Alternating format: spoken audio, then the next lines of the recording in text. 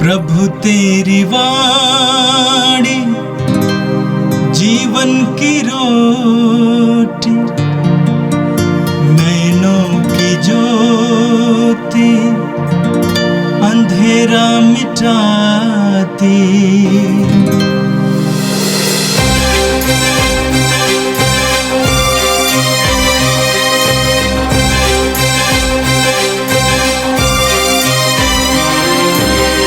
प्रभु तेरी वाणी जीवन की रोटी, नैनों की ज्योति अंधेरा मिटाती। प्रभु तेरी वाणी जीवन की रोटी, नैनों की ज्योति अंधेरा मिटाती। वाणी वाणी वाणी वाणी वाणी पवित्र है, शाश्वत है, जीवन का मन्ना है। 18 मई बृहस्पतिवार। पहला पाठ प्रेरित चरित्र अध्याय 18 वचन संख्याएं 1 से लेकर 8 तक। पौलुस एथेंस छोड़कर कुरिन्थ आया, जहां अक्विला नामक यहूदी से उसकी भेंट हुई। अक्विला का जन्म पोंतुस में हुआ था। वह अपनी पत्नी प्रिसिल्ला के साथ इटली से आया था, क्योंकि क्लौदियुस ने यह आदेश निकाला था कि सब यहूदी रोम से निकल जाएं। पौलुस उनसे मिलने गया और उनके यहाँ रहने तथा काम करने लगा, क्योंकि वह एक ही व्यवसाय करता था। वे तंबू बनाने वाले थे। पौलुस प्रत्येक विश्राम दिवस को सभागृह में बोलता और यहूदियों तथा यूनानियों को समझाने का प्रयत्न करता था। जब सीलस और तिमोथी मकेदुनिया पहुँचे तो पौलुस वचन के प्रचार के लिए अपना पूरा समय देने लगा और यहूदियों को इसका प्रमाण देता रहा कि यीशु ही मसीह हैं। किंतु जब वे लोग पौलुस का विरोध और अपमान करने लगे तो उसने अपना वस्त्र फाड़कर उनसे यह कहा, तुम्हारा रक्त तुम्हारे सिर पड़े। मेरा अंतःकरण शुद्ध है। मैं अब से गैर यहूदियों के पास जाऊंगा। वह उन्हें छोड़कर चला गया और तितियुस यूस्तुस नामक ईश्वर भक्त के यहाँ आया, जिसका घर सभागृह से लगा हुआ था।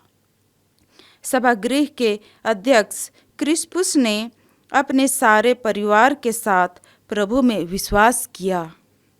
बहुत से कुरिन्थी भी पौलुस की बातें सुनकर विश्वास करते और बपतिस्मा ग्रहण करते थे। यह प्रभु की वाणी है। संत जोगन के अनुसार पवित्र सुसमाचार अध्याय 16 पद संख्या 16 से 20 तक। यीशु ने अपने शिष्यों से ये कहा, थोड़े ही समय बाद तुम लोग मुझे नहीं देखोगे और फिर थोड़े ही समय बाद मुझे देखोगे। इस पर उनके कुछ शिष्य आपस में ये कहने लगे, वह हमसे ये क्या कहते हैं, थोड़े ही समय बाद तुम मुझे नहीं देखोगे और फिर थोड़े ही समय बाद तुम मुझे देखोगे। और क्योंकि मैं पिता के पास जा रहा हूँ, इसलिए उन्होंने कहा, वो जो थोड़ा समय कहते हैं इसका अर्थ क्या है? हम इनकी बात नहीं समझ पा रहे हैं। यीशु ने यह जानकर कि वे मुझसे प्रश्न पूछना चाहते हैं, उनसे कहा, तुम आपस में मेरे इस कथन के अर्थ पर विचार विमर्श कर रहे हो कि थोड़े ही समय बाद तुम मुझे नहीं देखोगे और फिर थोड़े ही समय बाद मुझे देखोगे। मैं तुम लोगों से कह देता हूँ, तुम रोवोगे और विलाप करोगे, परंतु संसार आनंद मनाएगा। तुम शोक करोगे, किंतु तुम्हारा शोक आनंद बन जाएगा। यह प्रभु का दिव्य सुसमाचार है। क्रिस्त प्रभु की जय। भाई और बहनों, आज पास्का के 40वां दिन है। पूरे विश्व में आज के दिन प्रभु का स्वर्गारोहण का त्यौहार मनाया जाता है, परंतु भारत में हम लोग ये त्यौहार आने वाले रविवार के दिन मनाया जाता है, क्योंकि रविवार के दिन ही हमारे विश्वासी लोग ज़्यादा प्रिय रहेंगे, पवित्र मिसा में आ सकते हैं। तो परंपरा से हम लोग ये त्यौहार को आने वाला रविवार के दिन मनाते हैं। इसलिए आज कलीसिया हमारे सामने प्रथम पाठ के रूप में प्रेरित चरित्र से पाठ रखा है। और आज पहला पाठ हमने अध्याय 18 पद संख्या 1 से 8 तक से सुना है। कुरिन्थ यूनान देश का एक हिस्सा है। बीते दिन हमने पौलुस को एथेंस में, जो यूनानियों का दार्शनिक लोगों का शहर लगा, विद्या क्षेत्र, और उनमें बुद्धिमान दार्शनिक लोग रहने वाला शहर है एथेंस। वहाँ पर पौलुस ने वहाँ के बुद्धिमान लोगों से विचार विमर्श किया। वो पुनरुत्थान के बारे में चर्चा करते थे और ये लोग पौलुस का हंसी उड़ाते थे। मर्दों का पुनरुत्थान ये लोग के लिए उनके बुद्धि के परे थे। पौलुस एथेंस से लोगों को छोड़कर अब कुरिन्थ जाते हैं। कुरिन्थ लगभग 100 किलोमीटर दूर पर है। उस ज़माने में 100 किलोमीटर पैदल जाना है और रास्ता भी नहीं है, बड़ रास्ता। अच्छी सड़क तो आधुनिक युग का है, और ये भी टेढ़ा मेढ़ा और पहाड़ी इलाकों से जाना। पौलुस ने ये सब यीशु के नाम के लिए किया, सुसमाचार सभी लोगों को देने के लिए इतना प्रयत्न पौलुस ने किया है। और ये 4-5 दिन पैदल गया होगा पौलुस, उनके साथ सिलास है और साथी उनके साथ चल रहे हैं। अब वहाँ कुरिन्थ आइए, पौलुस की ये मेथड एक ही है। सबसे पहले वो यहूदियों के पास जाते थे, और कुरिन्थ में जब आया था वहाँ अक्विला नामक यहूदी से उनका भेंट हुई। ये अक्विला और उनकी बीवी प्रिस्किला, ये दोनों रोम से निष्कासित किए गए यहूदी विश्वासी हैं। क्लाउदियस नामक उस समय का सम्राट, उनका शासनकाल लगभग 50वीं ईस्वी में, उन्होंने सभी यहूदियों को रोम से निष्कासित कर दिया, और इनमें से विश्वासी यहूदी भी थे। और ये अक्विला और प्रिस्किला ये यहूदी थे और यीशु में विश्वास करने वाले भी थे। इसलिए वे अपनी पत्नी प्रिस्किला के साथ वे इटली से आया और ये कुरिन्थ में रहते थे। पौलुस उनसे मुलाकात करते हैं, और ये अक्विला भी तंबू बनाने वाला था, पौलुस भी तंबू बनाते थे। पौलुस अपने बारे में कहते, मैं किसी को बोझ के रूप में नहीं आया, मैं कोई किसी के ऊपर भार डालने के लिए नहीं आया, मैं अपने हाथ से काम करते हैं। जैसे पौलुस थिस्सलुनीकियों के नाम पहला पत्र अध्याय 2 पद संख्या 9 में लिखते हैं, भाइयों आपको हमारा कठोर परिश्रम याद होगा। आपके बीच सुसमाचार की सेवा करते समय हम दिन रात काम करते रहे, जिससे किसी पर भार ना डाले। ये पौलुस का आदत है, वो अपनी मेहनत से कमाते थे। यहाँ पर भी कुरिन्थ भी वो अपने मेहनत से कमाने लगा, और उनके लिए साथी मिला था अक्विला और प्रिस्किला परिवार, और एक ही व्यवसाय करते थे। पौलुस प्रत्येक विश्राम के दिन यहूदियों के सभागृह में जाते थे, वहाँ पर धर्म ग्रंथ पढ़कर यीशु को दर्शाते थे। क्योंकि पौलुस मानते हैं कि यहूदी ही ईश्वर के द्वारा विशेष रूप से चुनी हुई एक राष्ट्र है, एक जनता है, जिनके माध्यम से संसार का उद्धारकर्ता ईश्वर का पुत्र यीशु सब राज्यों के लिए दिया जाएगा। इसलिए सबसे पहले यहूदियों के पास पौलुस जाते हैं और यहूदी अधिकांश पौलुस का तिरस्कार करते हैं। पौलुस और सीलस और तिमोथी पौलुस के साथ है, जो मकदूनिया से आया था। पौलुस वचन की घोषणा के लिए अपना पूरा समय देने लगा और यहूदियों को ये साक्ष्य देता रहा कि यीशु ही वो मसीह है जिनकी प्रतीक्षा यहूदी युगांतयुग करते रहते थे, और उनकी प्रतीक्षाओं की पूर्ति यीशु में हुआ था, जिसका तिरस्कार यहूदियों के नेतागण ने किया और जिन्हें क्रूस पर लोग मार डाले थे, परंतु वो यीशु पुनर्जीवित होकर हमारे बीच निवास करते हैं। पौलुस का घोषणा का सारांश एक ही था, परंतु जब वे लोग पौलुस का विरोध और अपमान कर रहे थे तो उसने अपने वस्त्र की धूल झाड़कर उनसे कहा, तुम्हारा रक्त तुम्हारे सिर पड़े। इसका अर्थ है कि मेरा और तुम्हारा बीच का रिश्ता अभी समाप्त हो गया, तुम्हारा तिरस्कार का फल तुम्हारे ऊपर होगा। ऐसे प्रभु यीशु ने भी शिष्यों से कहा, तुम यदि किसी नगर में जाकर सुसमाचार की घोषणा करते हैं, वहाँ के लोग तुम्हारा तिरस्कार करते हैं, तो अपने जूते के धूल झाड़ कर निकाल दो। इसका अर्थ है हमारा और तुम्हारा रिश्ता समाप्त हो गया। इसी तरह यहूदी जो ये पौलुस का तिरस्कार करते हैं, पौलुस उन लोगों के सामने एक कहते थे कि अभी मेरा कोई जिम्मेदारी नहीं है, मेरी जिम्मेदारी तुम्हारे प्रति ये दवा यीशु की घोषणा करे, सुसमाचार के लिए साक्ष्य दे, परंतु यदि तुम तिरस्कार करते हैं तो मैं उसका जिम्मेदार नहीं। यहूदियों के नेता लोगों ने भी पोंतुस पिलातुस के सामने ये कहा, उनका रक्त हमारे ऊपर, हमारे पीढ़ियों के ऊपर पड़ेगा, उनको क्रूस दो। और पोंतियुस पिलातुस ने कहा, मैं इस धार्मिक रक्त में सहभागी नहीं, मेरा कोई इनसे कोई इनके मृत्यु से, उनको मार डालने से मेरा कोई रिश्ता नहीं है। वो अपना हाथ पानी में डाल दिया और साफ करके कहा, ये तुम्हारी जिम्मेदारी है।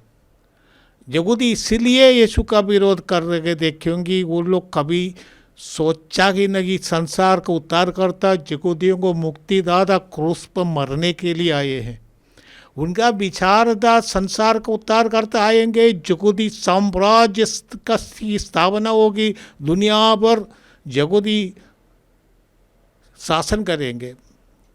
यीशु ऐसे आए नहीं है, इसलिए उनका तिरस्कार हुआ था। पौलुस यहूदियों को छोड़कर अभी वो जाते हैं गैर यहूदियों के बीच। यहूदियों के सभा में पौलुस को एक मित्र मिला जो उस सभागृह का अध्यक्ष क्रिस्पुस ने अपने सारे परिवार के साथ प्रभु में विश्वास किया।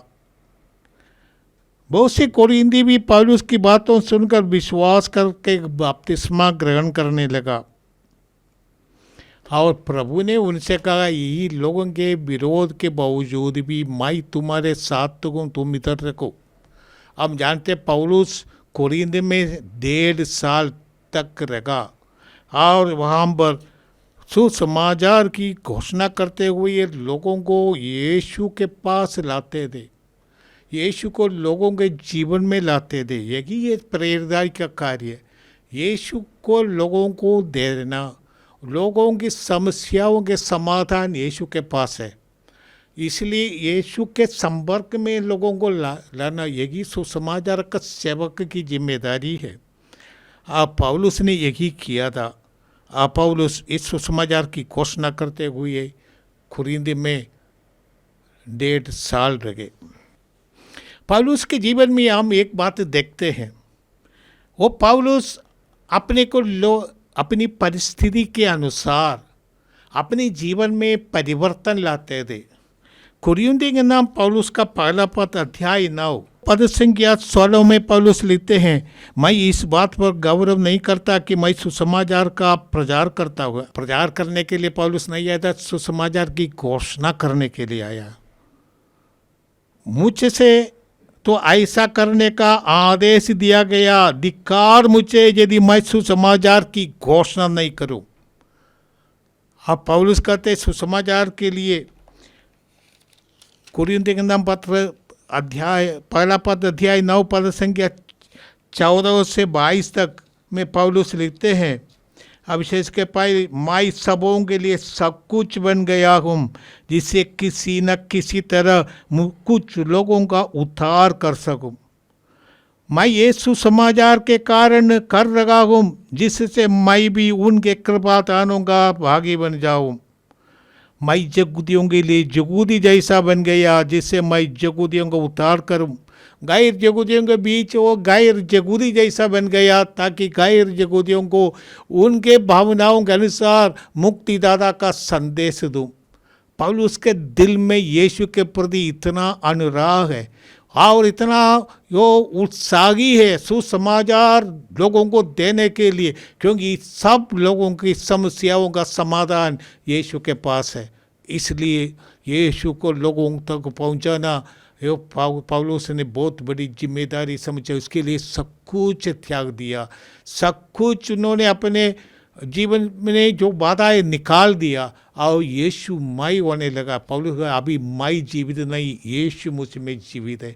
हर एक सुसमाचार सेवक का यही पहचान है कि उनके जीवन में यीशु जीवित हो, वो सब कुछ यीशु के लिए करेंगे और पूर्ण रूप से समर्पित रहेंगे। आज के सुसमाचार जॉन का सुसमाचार अध्याय 16 पद संख्या 16 से 20 तक, यहाँ पर यीशु अपने शिष्यों को बताते हैं, थोड़े ही समय बाद तुम लोग मुझे नहीं देखोगे और फिर थोड़े ही समय बाद मुझे देखोगे। देखना का इस्तेमाल किया, ये वो फर्क नहीं आता। पहला है तुम मुझे कुछ समय बाद नहीं देखोगे, मैं तुम्हारे बीच शारीरिक रूप से उपस्थित नहीं होगा, परंतु तुम मुझे देखोगे। थोड़ी देर समय के बाद तुम मुझे देखोगे। वो है मेरे जो पुनरुत्थान के बाद ये भी यीशु शिष्यों के बीच आएंगे, परंतु ये उस शरीर नहीं है जो थॉमस ने भी प्रतीक्षा किया था। मेरी अंगुली उनके दिल में जो चेहरे उसमें डालेंगे और देखेंगे, वो ऐसा सोचा था। वो ऐसा नहीं, यीशु को जो देखते वक्त वो समझ गया, खगा ये मेरे प्रभु है, मेरे ईश्वर। अभी हमारे समझ में यीशु वो पुराना जो यीशु जो शारीरिक रूप से फलस्तीन में घूमने वाला या क्रूस पर मरने वाला वो नहीं है। हमारे बीच वो यीशु है जिनको हमें देखना चाहिए, जो पुनरुत्थित है, पुनरुत्थान के बाद अपने शिष्यों के बीच निवास करने वाला यीशु है। तो यीशु ने अपने शिष्यों से कहा थोड़े समय के लिए तुम मुझे नहीं देखोगे। और उस समय यीशु कहते हैं कि संसार उस समय खुशी मनाएंगे। कौन है संसार? यीशु जब क्रूस पर मर गए थे उस समय वो संसार है यीशु का विरोध करने वाला, महापुरोहित से लेकर शास्त्री फरीसी, यहाँ तक कि पिलातुस उसकी अनुयायी, यहाँ तक हेरोद के अनुयायी, ये लोग यीशु को अपना दुश्मन समझते थे और यीशु को क्रूस पर मार देना उन लोगों ने सोचा कि उनका जीत है। इतना कि यीशु को अपमानित करके उनको सबों के सामने नंगा करके क्रूस पर चढ़ाया गया। हम क्रूस की रास्ता के 10वां स्थान में हम पढ़ते हैं, 10वां स्थान यीशु का कपड़ा उतारा जाता है। यीशु को लोगों ने नंगा कर दिया और यीशु को क्रूस पर एक अपराधी के रूप में चढ़ाया, अपमानित करके, और उनको इतना पीड़ा दिया, दर्द भरा दुखमय क्रूस की मृत्यु उनके ऊपर थोक दिया। यीशु निरपराधी थे, वो ईश्वर का पुत्र, इतना पवित्र कोई भी इंसान दुनिया में नहीं हुआ है। इतना सबों के प्रति प्रेम दिखाने वाला, सबों को शांति का संदेश देने वाला, सबों को एकजुट करने में प्रयत्न करने वाला, ऐसा कोई भी इंसान यीशु के समान नहीं दे, ऐसे व्यक्ति को क्रूस पर चढ़ाया, मार डाला। मसीह ने इस पृथ्वी पर रगड़ते समय पुकार पुकार कर और आंसू बहाकर ईश्वर से जो उन्हें मृत्यु से बचा सकता था प्रार्थना और अनुनय विनय की। श्रद्धालुता के कारण उनकी प्रार्थना सुनी गई। ईश्वर का पुत्र होने पर भी उन्होंने दुख सहकर आज्ञा पालन सीखा। यीशु क्रूस पर अपमानित होकर इतना प्राण पीड़ा सहा जो किसी भी व्यक्ति ने अभी तक शायद नहीं सहा है। यीशु का ये भी अनुभव हुआ क्रूस पर, वो अकेलेपन का अनुभव। इसीलिए वो मत्ती के सुसमाचार अध्याय 27 पद संख्या 46 में हम पढ़ते हैं, यीशु ने जोर से पुकार पुकार कर कहा, एली एली लामा सबक्तानी, हे मेरे ईश्वर तूने मुझे क्यों त्याग दिया। असली में प्रभु वो शास्त्र 22 पढ़ रहे हैं और वहाँ पर यो प्रार्थना कर, इससे प्रेयर और लेमेंटेशन, वो अपने शत्रुओं के जो उत्पीड़न सग रहे थे, तब ये यीशु ये शास्त्र अपने मन के मन दुगरा रहे थे। प्रार्थनामय व्यक्ति संकट के समय भी, दुख के समय भी, पीड़ा के समय भी पिता पर श्रद्धा रखने वाले यीशु हमें नमूना देते हैं कैसे हम इस संकट की घड़ी को पार करेंगे। यीशु के शिष्य ये समझ नहीं पाए थे, इसलिए पूछते हैं कि थोड़ा समय कहने का क्या अर्थ है, थोड़ा समय नहीं देखेंगे, थोड़ा समय के बाद देखेंगे। ये सब वो लोग बाद में समझ गए कि यीशु हमारे लिए अपमानित होकर क्रूस पर मरेंगे और सारी दुनिया उस समय खुशी मनाएंगे, क्योंकि लोग सोचे थे कि यीशु को उन्होंने समाप्त कर दिया। परंतु थोड़ा समय बाद तुम लोगों का दुख आनंद में बदल जाएगा। प्रभु ने कहा, वो पुनरुत्थान जब आया आनंदमय, यही है सुसमाचार का आनंद, यही है। मैंने संसार का दुख गुड फ्राइडे जब वो हमारे जीवन का अंत नहीं है। हमारे जीवन का मतलब है पुनरुत्थान, ईस्टर संडे। यीशु जब हमारे जीवन में आएंगे हमारा दुख बदल जाएगा। ये अर्थ नहीं है कि हमारे जीवन में दुख नहीं होगा, हमारे जीवन में प्राण पीड़ा भी होगा, क्योंकि हमारा शरीर मिट्टी का बना है। हर व्यक्ति के जीवन में जब दुख आएगा वो दुख वो सकेगा, परंतु उनके दिल में वो आनंद होगा जो यीशु ही दे सकता है। प्रभु ने शिष्यों से कहा, मैं तुम्हें शांति छोड़ जाता हूँ, जैसे संसार की शांति जैसा नहीं, ये मेरी शांति है। प्रभु की शांति वो दुख में भी हमारे साथ रहेगा। अब अपमानित होने का क्रूस पर मरते वक्त भी प्रभु यीशु अपने पिता पर श्रद्धा रखते थे। कहा, पिता तेरे हाथों में मैं अपना प्राण समर्पित करता हूँ। इतना पिता पर श्रद्धा रखते थे। प्रभु ने हमें ये भी वरदान दिया है, विश्वास के साथ हम हमारे गुड फ्राइडे को ईस्टर संडे में बदल सकते हैं। हमारे हर प्रकार के दुख कठिनाइयों का समाधान इनके पास है। आइए हम प्रभु से निवेदन करें, प्रभु हमारे जीवन में आइए। हमारे जीवन में बहुत कष्ट है, दुख है, संकट है, परेशानियां हैं, परिवार में हर प्रकार की समस्याएं है। प्रभु तू आ, तेरे आने पर ये दुख बदल जाएगा। तुम्हारे पास इस सब समस्याओं के लिए समाधान है।